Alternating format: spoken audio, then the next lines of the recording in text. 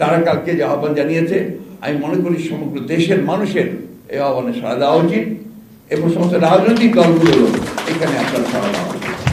আইনের কোনো শাসন নেই, গণতন্ত্র নেই, এখানে মানুষের কোনো ন্যায় বিচার পাওয়ার কোনো অধিকার নেই, এমনকি কথা বলার পর্যন্ত অধিকার নেই। এই সরকার দীর্ঘদিন ধরে অত্যন্ত সুচতুরভাবে গণতন্ত্রকে নির্বাসিত করেছে, মানুষের অধিকারগুলোকে হরণ করেছে এবং ধীরে ধীরে সমস্ত অর্থনীতিকে একটা পরনির্ভরশীল অর্থনীতিতে পরিণত করেছে। আজকে আওয়ামী লীগের সরকার, শেখ হাসিনার সরকার গত একদিনে যে ঘটনাটি ঘটিয়েছে, এটা বাংলাদেশের রাজনীতির ইতিহাসে একটা জঘন্যতম ঘটনা। আমরা আগে কখনো দেখিনি যে হাসপাতালের মধ্যে গিয়ে আপনার এই সরকারি দলের সন্ত্রাসীরা তারা গিয়ে আপনার ছাত্রদেরকে আক্রমণ করবে, এটা আমরা কখনো চিন্তা করতে পারিনি। এমনকি পাকিস্তান আমলে, যার কথা তিনি বলেছেন যে পাকিস্তান আমলের হানাদার বাহিনীর কথা নাকি ছেলেরা ভুলে গেছে, আপনি তো সেটাকে ভুলে যেতে সাহায্য করছেন না, আপনি আরো সেটাকে নতুন করে মনে করে দিয়েছেন। কারণ পাকিস্তান সেনাবাহিনীর যে আক্রমণ ছিল তার থেকে আপনার কোন অংশে কম করেছেন?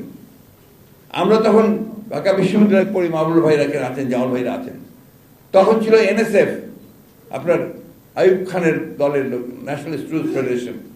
তারা এইভাবে আমাদেরকে আক্রমণ করতো, তারা আমাদের এইভাবে আমাদের সভা বন্ধ করতো, আমাদের সমস্ত আন্দোলনকে তারা নস্যাৎ করে দেওয়ার জন্য শক্তি প্রয়োগ করতো বিভিন্নভাবে এই অস্ত্র শস্ত্র নিয়ে।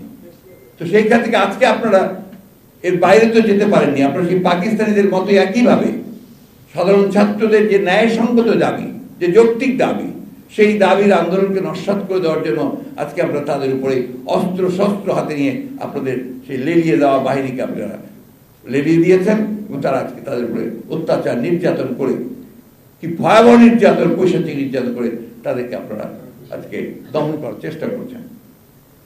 আজকে এই গতকালের যে ঘটনা, সেই ঘটনা থেকে বাংলাদেশের মানুষের কাছে তারা যে আহ্বান জানিয়েছেন আমাদের ছাত্ররা, এই আহ্বান আমি মনে করি যে অত্যন্ত সময়োচিত একটি আহ্বান, যৌক্তিক একটা আহ্বান। আমার খুব ভালো লেগেছে এই জন্যে যে আমরা এতদিন ধরে আন্দোলন করছি, আমরা গণতান্ত্রিক আন্দোলন করছি, আমরা এই কথাটা বারবার করে বলার চেষ্টা করছি যে এই সরকার জনগণের বিরুদ্ধে অবস্থান নিয়েছে, এই সরকার জনগণের যে অধিকারগুলো সেগুলোকে হরণ করে তারা গণতান্ত্রিক যে পরিবেশ সেটাকে সম্পূর্ণভাবে ধ্বংস করছে। কিন্তু আজকে এতদিন ধরে আমরা দেখেছি যে সেখানে সাধারণ ছাত্রদের সেই রকম কোনো আপনার তাদের পার্টিসিপেশন যেটা, সেটা আমরা দেখতে পাইনি। আজকে যখন তারা তাদের একটা ন্যায়সঙ্গত দাবি নিয়ে সামনে এগিয়ে এসেছে, সেখানে তারা নিজেরাই আজকে উপলব্ধি করছে যে কি ভয়াবহ একটা পরিস্থিতি সৃষ্টি হয়েছে। তারা কালকে যে আহ্বান জানিয়েছে, আমি মনে করি সমগ্র দেশের মানুষের এই আহ্বানে সাড়া দেওয়া উচিত এবং সমস্ত রাজনৈতিক দলগুলো এখানে আপনার সাড়া দেওয়া উচিত।